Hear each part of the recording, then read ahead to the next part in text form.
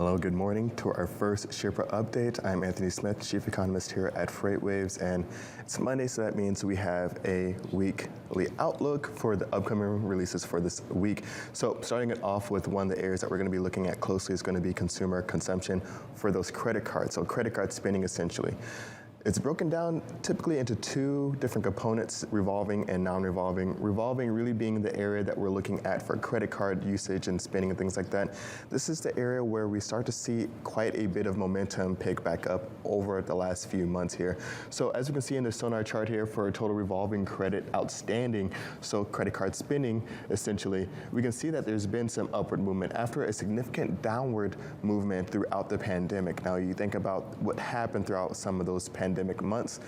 We saw that there were plenty of stimulus packages sent out to the U.S., and so we also saw that there was a lesser reliance on consumer credit card spending. And so this also kind of happened a little bit, but not too much at the same extent for non-revolving. So thinking about loans like automotive, student loans, mortgages, things like that, that's going to be non-revolving. And that just saw a slight blip, but then kept moving as business as usual.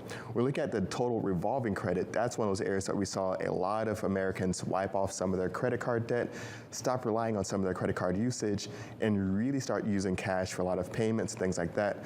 One of the areas that we have to watch closely for sure, make sure that those consumer conditions remain stable, is going to be on those buy now, pay later programs or pay over time. So those are going to be forms of debt that is not really yet to be seen how they're going to impact consumer health or consumer behavior just yet. But that's going to be one to watch closely as we move throughout 2022 and go into 2023 as it becomes much more popular.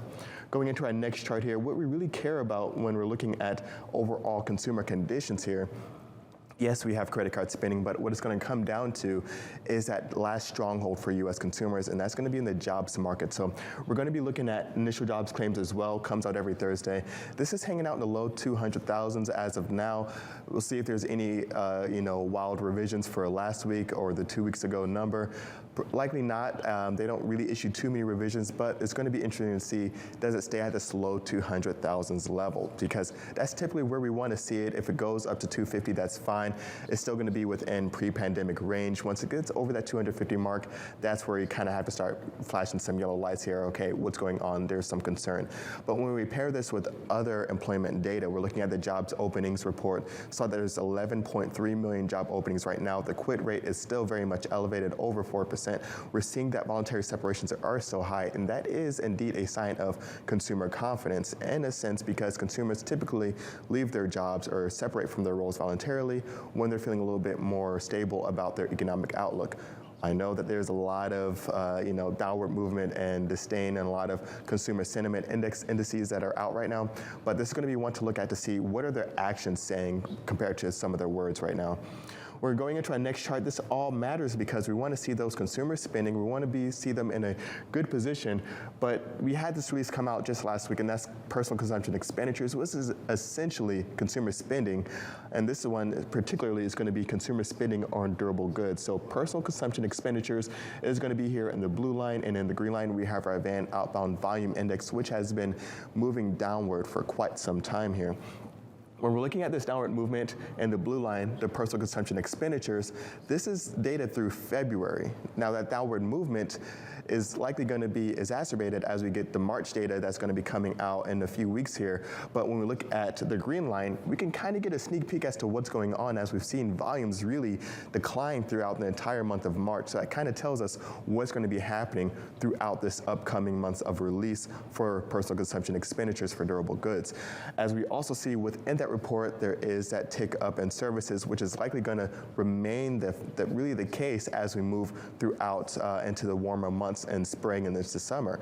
Likely going to see a lot more usage of credit card usage potentially on services, a lot more spending on services and things like that. And so really making sure that the consumer is in a good spot is one thing, but really showing where they're going to be spending their money is another thing. When you start to see that shift to services, that's really going to start to take away from those truckload volumes as well.